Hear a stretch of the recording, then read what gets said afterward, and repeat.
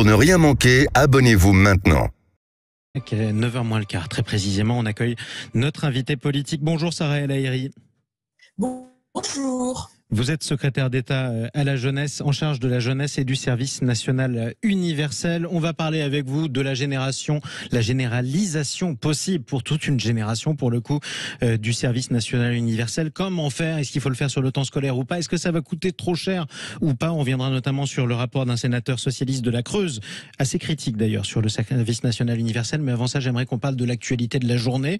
C'est la prise de conscience progressive par beaucoup de Français de certaines violences policières. Vous avez entendu à l'instant notre auditeur Mohamed qui nous appelait de Perpignan, qui nous parlait de violences policières. J'aimerais vous faire écouter cet enregistrement révélé par nos confrères de Loopsider hier. Ce sont des policiers, jeudi dernier, qui ont interpellé un groupe de manifestants. Un policier que vous allez entendre s'adresse à un homme interpellé. T'as juste à te repointer dans la rue prochaine manif. Et je peux te dire que nous les têtes on est vachement figés, on les retient. Mais t'inquiète pas que la prochaine fois qu'on vient, tu monteras pas dans le car pour aller au commissariat. Tu vas monter dans un autre truc qu'on appelle ambulance pour aller à l'hôpital. Tu vas monter dans un autre truc qu'on appelle ambulance pour aller à l'hôpital. Je vous ai passé une menace explicite et en même temps l'un des propos les plus polis qui ont pu être tenus, puisqu'il y a aussi des propos racistes un peu plus tard.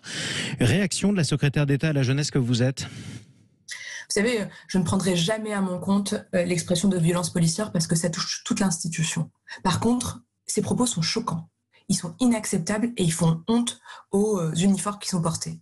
Moi, ce que je sais, c'est que Laurent Nunez, le préfet de police, mais aussi le ministre de l'Intérieur, ont saisi immédiatement l'IGPN. Parce qu'il y a, quand on entend ces propos-là, au-delà du côté inacceptable, un manque de déontologie et l'IGPN a été saisi pour mettre la lumière. Mais il faut remettre en perspective les choses. Aujourd'hui, les forces de l'ordre, qu'ils soient policiers ou gendarmes, moi, ce que j'ai vu aussi, c'est des vidéos où ils étaient par terre, parce qu'ils avaient pris des pavés sur leur casque au point d'être inconscients. Ces derniers jours, c'est plus de 450 policiers et gendarmes qui ont été blessés, envoyés à l'hôpital.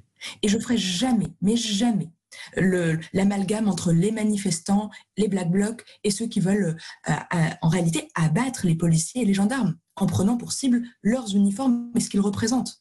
Et pour donner un exemple et illustrer la réalité de la situation, regardez, 8 manifestations avec des organisations syndicales qui se passent très très bien, encadrées, pas une dérive, pas une violence. Et là, d'un coup, l'arrivée des Black Blocs, l'arrivée de mouvements d'extrême gauche, l'arrivée de ceux qui veulent mettre le trouble. Et eux, il se passe quoi, du coup, de fait? Eh bien, des violences, des débordements, des tentatives de harcèlement des forces de l'ordre. Ils prennent le risque d'allumer plus de 400 feux et de mettre en danger les gens, les familles qui sont dans les immeubles à côté. C'est ça, la réalité. C'est aussi ça, la réalité. Et sur Sud Radio, on ne cache aucune des réalités qui se passent. Alors, on va en parler avec vous, notamment des Black Blocs, parce que souvent, ce sont des jeunes. Et vous êtes secrétaire d'État en charge de la jeunesse. C'est important d'en parler. Pourquoi une partie de la jeunesse se révolte et parfois tente de s'en prendre aux institutions. Mais avant ça, vous le disiez, il y a les Black Blocs, effectivement, dans les manifestations qui causent des violences. Et puis, il y en a aussi d'autres qui en subissent, qu'ils soient visés ou non. Par exemple, on apprend par nos confrères de RMC ce matin qu'un cheminot a été éborgné. Il était à côté d'une grenade de désencerclement à Paris jeudi dernier qui a explosé près de lui. Il a perdu la vue d'un de ses deux yeux. Une enseignante a perdu un pouce du côté de Rouen. Ce ne sont pas des Black Blocs, ceux-là? Vous savez, moi je pense toujours aux personnes qui ont été blessées, quel que soit, je veux dire qu'ils portent ou pas un uniforme, c'est pas le sujet. Les blessés, aujourd'hui, j'espère qu'ils vont se rétablir et je pense évidemment aussi à leur famille. Mais je vais mettre juste un tout petit peu de perspective. Les Black Blocs, quand ils arrivent dans des manifestations, ils mettent en danger qui? Les manifestants, bien sûr, déjà, en premier. Ils mettent en danger la cause que les manifestants portent légitimement, parce que le droit de manifester, c'est absolument constitutionnel, c'est précieux dans notre pays et c'est protégé. Et ils mettent en danger, en réalité, les forces de l'ordre parce qu'ils les prennent pour cible. Le premier danger, l'ennemi, en réalité, des manifestations, ce sont ces fouteurs de troubles et ces Black Blocs. Et c'est pour ça que, moi, il n'y aura pas de transfert de responsabilité sur les uns sur les autres.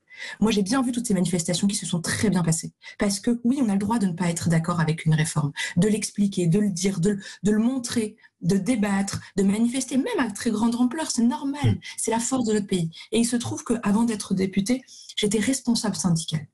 Je portais ces banderoles. J'étais autour des tables de négociation. J'ai essayé de construire des consensus, de signer avec mes collègues, de signer avec nos DRH. des accords de branche. C'est ma culture. Je viens de la CFTC. Cette culture-là, syndicale, c'est la mienne. Sauf que la CFTC aujourd'hui, syndicat pourtant réformiste, fait partie de l'intersyndicale qui s'oppose à la réforme des retraites. Des manifestations massives, il y en a eu 9 en tout, y compris pacifiques pour la plupart d'entre elles au début. Exactement. Elles n'ont pas été entendues, c'est un fait et c'est ce que vous disent les syndicats aujourd'hui. Aujourd'hui, on se retrouve dans une situation où le Conseil de l'Europe parle d'un usage de la force, je cite, disproportionné par la France. Quelle image ça donne de notre pays, Sarah El Haïry ?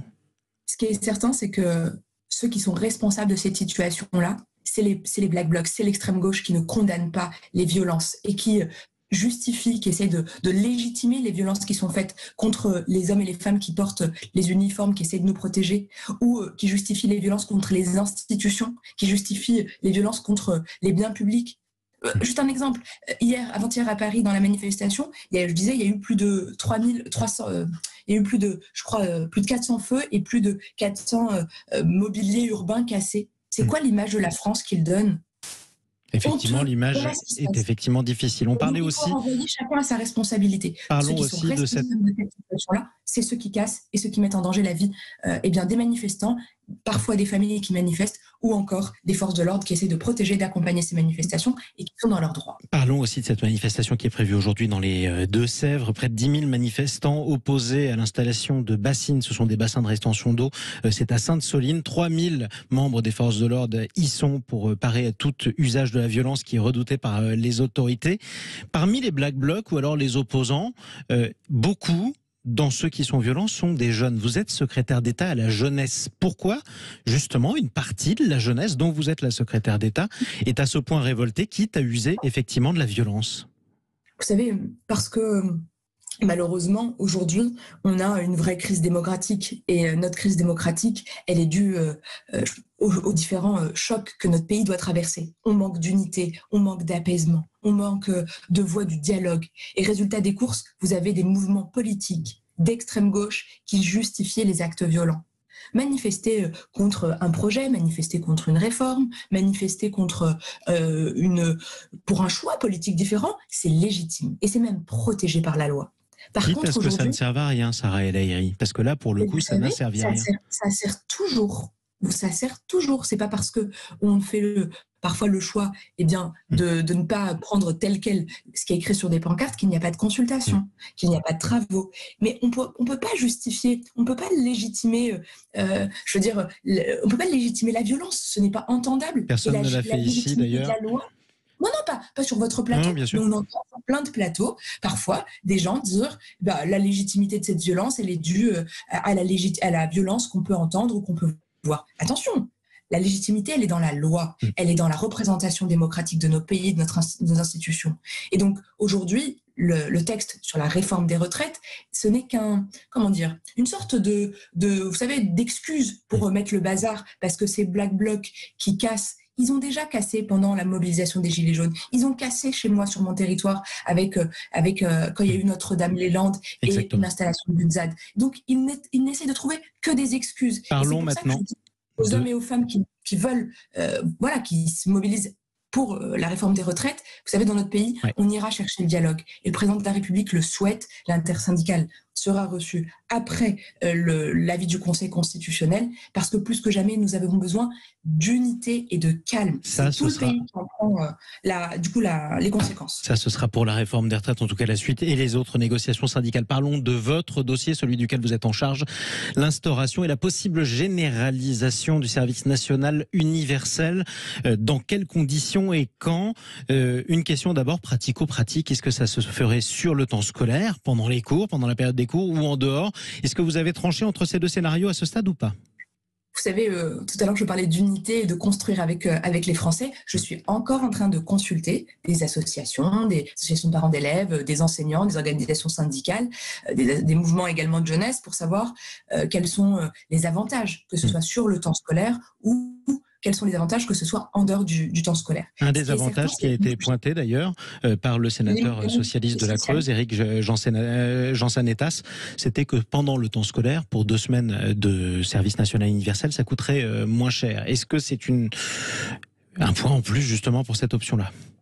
Vous savez, l'investissement qu'on met dans notre jeunesse, dans son parcours de citoyenneté, dans son parcours d'engagement, n'est pas une dépense en tant que telle. Hein. C'est un des plus beaux investissements qu'on ait. Et je crois que ces enfants et ces adolescents, c'est ce qu'on a de plus précieux.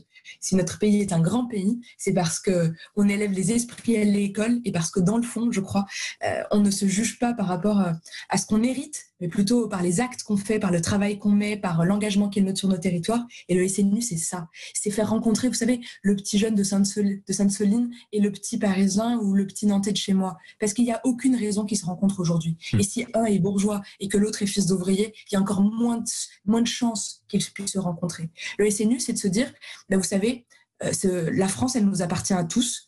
Être citoyen, c'est prendre sa part, c'est participer à sa vie, démocratique bien sûr, mais aussi citoyenne et sociale. Et pour ça, il y a plein de chemins. On peut rejoindre les cadets de la gendarmerie ou les pompiers, on peut rejoindre les Restos du Cœur, hier j'ai été à Guémené-Pinfo, ou le Secours catholique, la SPA si on veut, ou encore prendre la participation dans un conseil municipal jeune. Mais la France, ça se défend. La démocratie, ça se vit, ça se protège, d'autant plus qu'elle est menacée aujourd'hui plus que jamais, quand on voit à quel point notre pays peut être divisé. Et c'est ça le défi auquel ce SNU doit répondre, c'est de ne pas laisser les bons plans, ce qui élève l'esprit, ce qui fait grandir, ce qui donne de l'énergie, que à ceux qui ont les moyens de le faire, ou ceux qui ont les parents et on qui sera savent. amené en tout cas à en reparler. Merci beaucoup Sarah El Haïry. Et juste peut-être un point, les inscriptions sont ouvertes pour ceux qui souhaitent découvrir le SNU et c'est le cas jusqu'à encore le 16 avril. C'est gratuit pour tous les jeunes Français de 15 à 17 ans et sur snu.gouv.fr. Et ça ne coûte rien de se renseigner, vous avez raison. Merci beaucoup Sarah El Haïry, secrétaire d'État en charge de la jeunesse et du service national universel, dont on sera bien entendu amené à reparler. On va reparler aussi des policiers, justement, comment les policiers eux-mêmes réagissent à ce qu'on a entendu, à ce qu'on a vu. On sera avec l'un d'eux juste après le journal de 9h. À tout de suite.